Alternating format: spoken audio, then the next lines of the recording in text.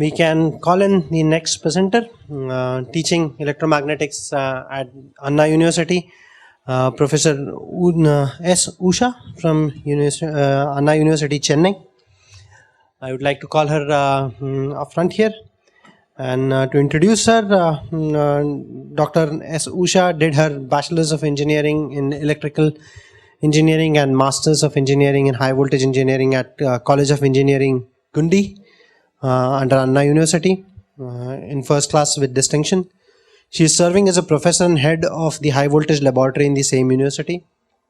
She did her PhD in High Voltage Engineering under the title A Study of Transient Phenomenon in Power Transformers. And her research interests and research areas are field computation and high frequency modeling, dielectric material characterization, transient analysis and power equipment. And she has over 25 years of teaching experience and has been teaching electromagnetic field theory for more than 20 years. She is recognized as one of the working group members communicating for SIGRE, A2, a joint working group, I believe, A2C439. That's on the electrical transient interaction between transformers and power systems. And at present, she is working with problems identified by the above mentioned group. That is the characterization of insulation under various types of overvoltages and characterization of insulation under repeated impulses. She is involved in high voltage testing for certification for more than 2 decades. With that, I hand over the forum and the mic to Dr. Usha. Good day to you all. I would like to thank Professor Kulkarni for giving me an opportunity to share my experience about teaching electromagnetic theory in College of Engineering, Guindy for the past 20 years. After listening to all the topics and keynote address, I feel humbled to talk in front of the experts in this area. I had prepared the talk to focus on undergraduate teaching and extending it to the postgraduate. Actually, I was just going through the curriculum of different universities. IITs have different ones, and other colleges had the syllabus similar to this. This is the syllabus which we are following. I hope other colleges also follow the similar one. Like electromagnetic theory, we have introduction, electrostatics, the same thing what others are having.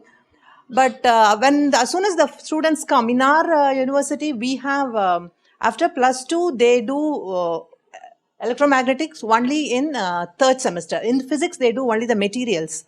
So I'll ask, the students might think already we have done all these things in the 12th standard, what we are going to do now. So I used to say that Maxwell's equation, there is no change in it. Whatever you have studied invisible, which was complicated, you are going to imagine now or visualize the fields here. That is the only difference which we are going to do it in the college level. So this one, I'll just briefly how I am dealing with this, I'd like to do. In addition, we have added a lab, electromagnetic field computation and measurement laboratory, which has given a very good response from the students. I'll just go through the theory, how we are doing, and then electromagnetics, the laboratory class, textbooks I'll just. So first, 2 weeks, we like to make them, as previous professors told, we have to attract the students.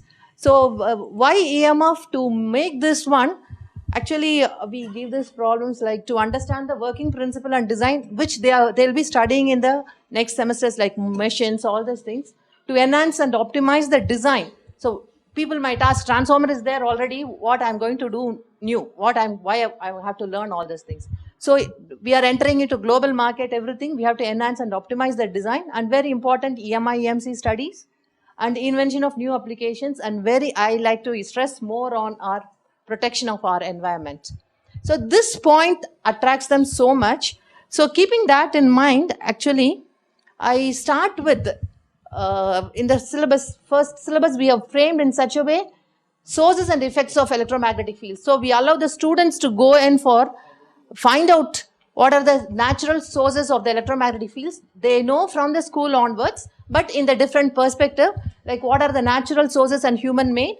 So we ask the students to go and find out. If there are 70 students, all of them have to come with at least one source with magnitude, because at this time they'll be knowing how to what is the unit for electrical field and unit for the magnetic fields. So they come with this.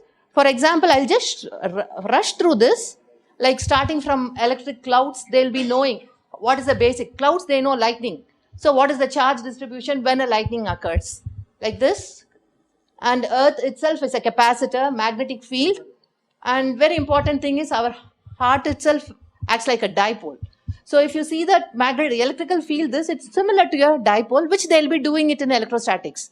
Okay, so like this, I am just showing few. And also if I go to the electrodynamics, so as Professor told, almost all the happenings in the world are connected with electromagnetic fields. Even if I move my hands, there is a disturbance, or it is connected with electrical, my eye movement, everything. So keeping that in mind, just if I walk slowly, how much voltage I am generating, and what is the relationship between our body movement and your electrical field, magnetic field, all these things. So, and coming to plants and animals, electric fish. So the movement of if you just model it, it is also like a dipole. And when they are moving, depending on the speed, the signals are generated, and it's for what is that? Communication, prey, for all these things. Depending on the speed, it is changing. So electric organ discharge. And similarly, the students come up with a lot of applications. To be frank, I learn each and every semester at least few applications, few not sources more from the students. And then coming next is the human source. What is human generated sources? So if I take electromagnetic spectrum from the low frequency static field, power line to the medical thing, and we talk about ionizing and non-ionizing radiation. Why it is called as non-ionizing, ironing, that spectrum is being discussed. And here also, what are the sources, like from power line to medical x-rays, people come. The next assignment we give is try to find out man-made sources. What is the frequency? What is the magnitude? That is the second one. Having known the four sources, the third one is effects, which is very, very important. So effects on human, animals and plants, positive and negative effects. So now if you take environmental effects on extremely low frequency, we mostly restrict ourselves to low frequency things. And if they come with higher also, we can discuss in that. So human, if you take positive for medical diagnostics, we use it, and cancer treatment, all these things we are using. The same thing, the negative effect, the same cancer is created because of this. I'm just giving you one or two. So we come across lot of points in that. And animals also, problems and reproduction, everything is getting reduced. And other way, it's for treatment purpose also we are using. And plants. So even in we have a high voltage lab where we demonstrate seeds exposed to electrical field, how it is growing, all these things we demonstrate to the students. So what are the positive and negative effects? So all these things, for first 2 weeks, I make them to know everywhere field is there, where whenever you go see, there is a part of the field. Make yourself aware of the field to start with. The next, what we are going to do with that. Is there any reason to worry about environmental effects of EMF? So just expose them to the standards. So standards, there are different standards, and for non-ionizing is ICNIRP standard, and IEEE has also come with the standards. These standards deal with coupling mechanisms between fields and body, and conclusions from the current scientific literature. So they give lot of case studies. So students go through it without knowing how it is happening, but they know the fact about it. And then guidelines for limiting EMF exposure. This is very, very important for the students. And then reference, or what are the reference levels. So having discussed it, because we give the standards to them to read it and to be aware of it, and what are the precautionary approaches. So we'll be coming later, shielding effect, all these things can be addressed through this. And then communication. The communication here, what I meant, how the educated, that electrical students can educate other people, public people about this, make them aware of it. Sometimes we are scared of all the fields, whether it is necessary or not. That's educating the public about the field effects. And then what are the recommendations, what World Health Organization gives. All these things we do it, and I find the students find it very interesting up to this point. And then these are the limits. We say depending on the frequency, what is the maximum field it can be. They can be exposed to it. Coming to electrostatics, magnetostatics, all these things, The same theory which we are not going to change. Extra thing we add here is a practical application starting from lightning. So we teach what is a field due to a long line. So when we do the field due to long line, immediately we give a problem for a power line, that is transmission line, HV, DC line, one positive, one negative, or three-phase lines, and calculate what is the field. So the practical significance they do immediately here is, when a man stands below this, what should be the height, that is from the ground, how much he has to be, the clearance have to be given, or right of way has to be given. So a problem will be given for different voltage levels, given a dimension, whether the design is okay or this has to be improved. That's the application of simple calculation of field due to a long line. And this is a Faraday's gauge to explain the fields in conductors, and we show it in the lab also, shielded lab, how it is preventing, how it is working, and few applications like this. Application based problems will be given to the students, like capacitor plates across the arm for the application of electrical field to bone for to have like a piezoelectric effect. What should be the field to be applied for the growth? I'm just showing few things. And capacitors, what is the earth capacitor? And problems are done in the electrostatic precipitator also, very simple design. And based on this principle, students have done it for dust collector also, dust board collector thing, how the field has been, dust can be collected. And there are problems can be done in photocopying machines. And magnetostatics, all of us know solenoids. In addition, so we try to avoid the machine part because they'll be doing it in the next semester. Only the fundamentals will be given. And railgun is a demo model. We'll ask the students to do this and the railgun principle. This railgun explains the almost all the principle, whatever they have studied in the magnetostatics, magnetic fields and forces. And Faraday's disk generator, I just go through fast, and metal detector, eddy current breaking, apnea Hall effect. Now, why I have shown all these things, at the end, the students did models for it, for their project. And waves, and I'll just skip off through this. So theory part, it is, after introduction, theory part, we give problems, minimum 10 problems, at least out of that 4 to 5, where they should be able to design it in a hardware and show it to us. And then this is the new lab which we have developed. Actually, a few years back, what we thought is, instead of doing it analytically, if they are able to compute the field lines, all those things, they'll be able to understand better. So as a last chapter, we gave it, but it didn't work out because it was too much. So in this curriculum, last curriculum syllabus thing, we introduced a lab, electromagnetic field computation lab. So this is the new thing which we have introduced, in which first part we have, 1 minute.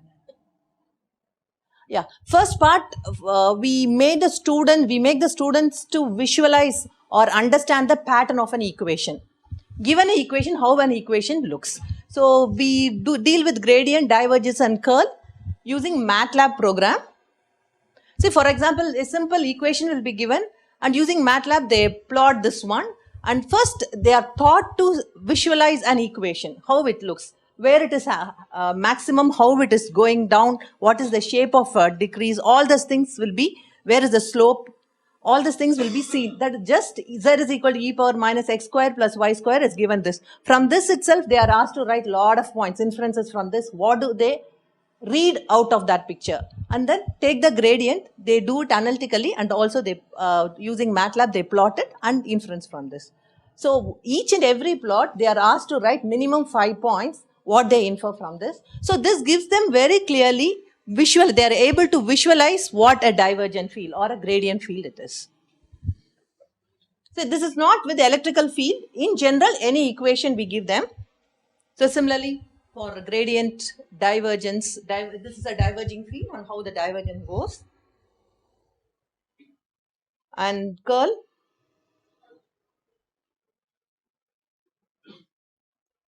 So this is a curling field. And different types of curling fields. So an equation will be given and we'll ask them to find out whether it's a divergence, curl or gradient, calculate the gradient, and how does what does it equation indicates and what is the output of it. And the next part is a thing, computation of electric and magnetic field.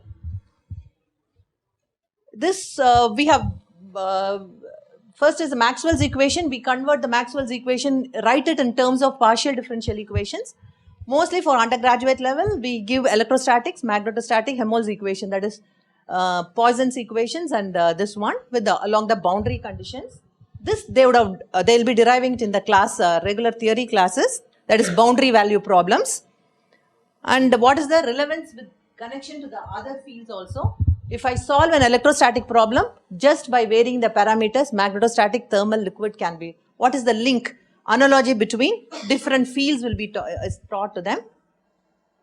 And this separate class is given how to define a problem, what type of a problem is, what is the dimension of the problem, and what are the parameters we need to solve, and what are the boundary conditions. Though we find it little bit difficult to teach all these things in the undergraduate level, but if we take in the lab class, initially they are not able to get it. But when they do the lab class, they by the end of the lab session, they are able to get, given a problem, they are able to do all these things comfortably.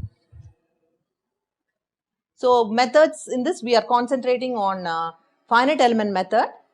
And the problems are chosen in, fundamental problems are chosen for which we have an analytical solution, so that they'll gain the confidence. So we take a very simple problem for which they do analytically, and they do by using FEM, and then compare the results. So FEM package, we use Maxwell's software, which is students version only, because 60 to 70 students will be coming.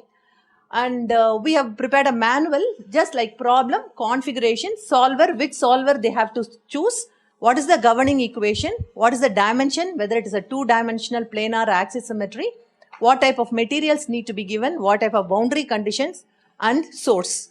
So this gives them a very clear picture about, given any problem, what are the, how to define a problem formulation. And then analytical solution they have to do, and then compare the outputs, that is solution outputs, with both the things, that is analytical and FEM, and if there is a difference, why there is a difference. And at the end of the session, they are asked to coin minimum 5 questions of their own and write the answers. So only if they understand, they can coin a question. So based on that, they will be doing it.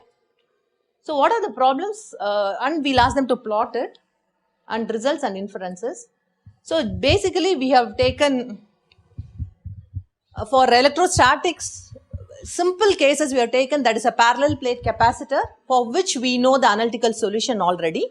So with one dielectric, with the two dielectrics, with the curved dielectrodes, and two dielectrics with the different angles of interaction.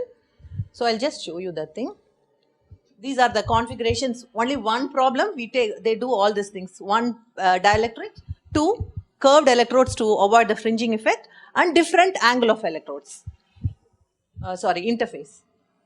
And for example, if I take the parallel plate capacitor, they draw we use that using a finite element method. They calculate they draw the equipotential lines and draw the electrical field plot.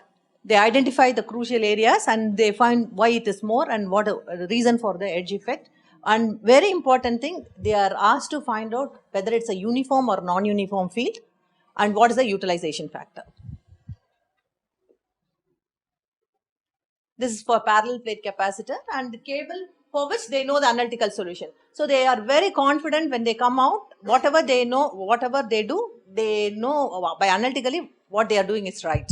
So analytical for single, what is the field E plot here, and what is how the electrical field vectors are going, that is maximum near the conductor, and this red shows maximum near the conductors, and it is radiating out, all these things they will be doing it. So the same thing with the multiple dielectrics, two spheres, many cases are there. Sorry. And this problem, whatever we have done analytically for a transmission line, the same problem they will be doing it here and checking with the results.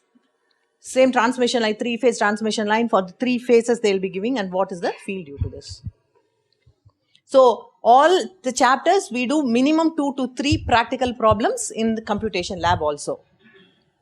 And then magnetic field intensity. Similarly, we do it with the single conductor, for which we do the analytical solution. What is the field inside the conductor? What is the outside? And how the field is going, current is coming, how the field is going, where it is maximum.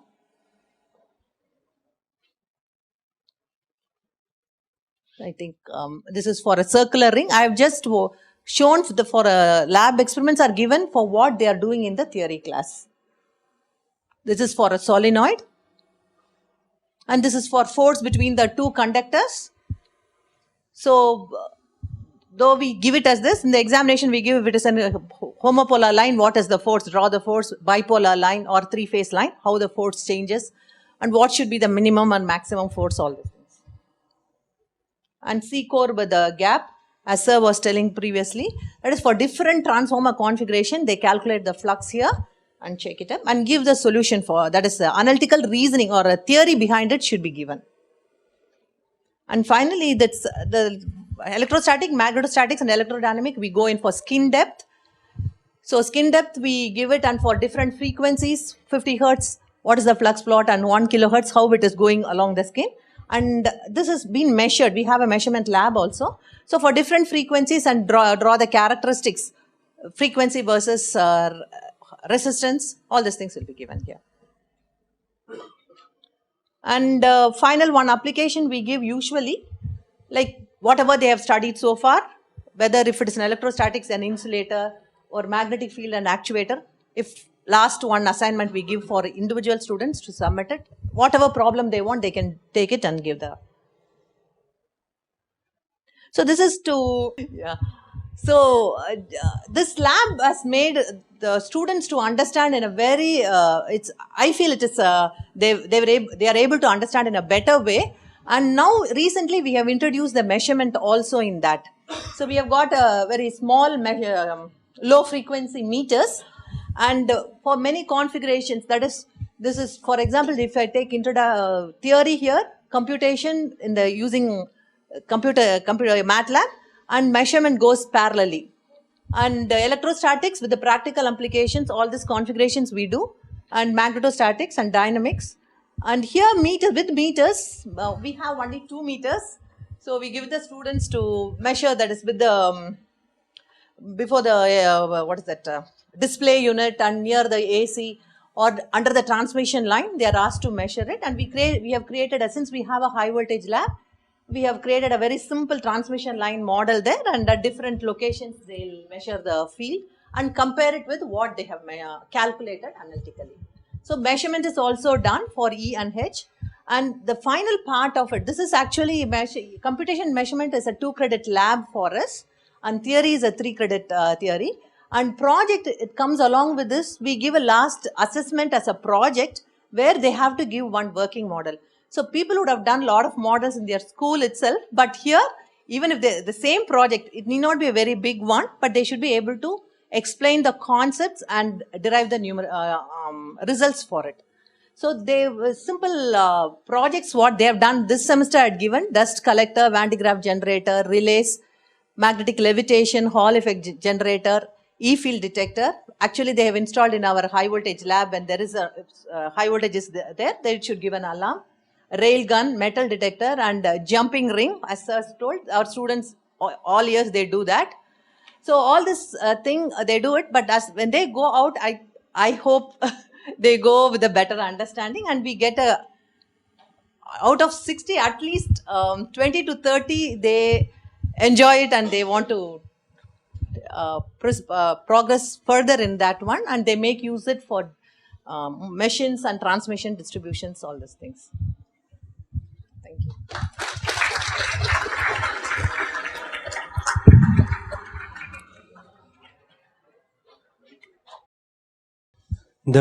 The forum is open for questions. If you have any questions.